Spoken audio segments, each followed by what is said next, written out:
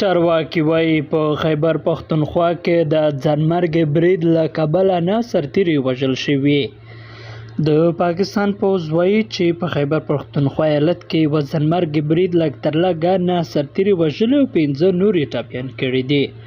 د پاکستان د پوځ د عامه اړیکو دفتر وایي ځانمرګي له یوه موټرسایکله پر استفادې د دوی د پوځیانو پر کاروان پرونی برید کړی دی. د پوځ په اعلامیه کې راغلي چې په برید کې لږ تر لږه 9 سرتیري وژل شوي او 15 نور ټپیان شوي دي.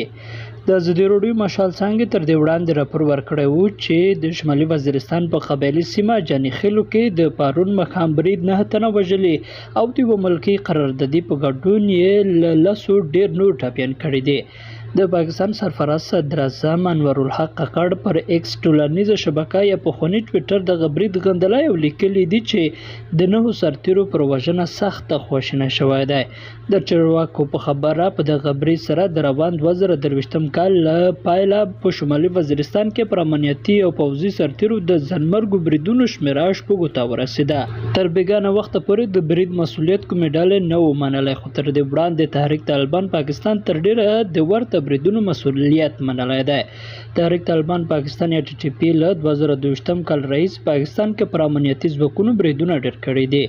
پاکستاني چارواکو تل تور پورې کړی چې ټي ټي پي په افغانستان کې ځای پر ځای دی او له همغه ځایه د ډول بریدونه پلانوي. د طالبانو د حکومت چارواکو بیا دا تورونه رد کړي او په تردیدي ډول یې ډاډ ورکړی چې چاته د افغانستان له خاورې د بل هیواد په ضد فعالیت اجازه نه ورکوي.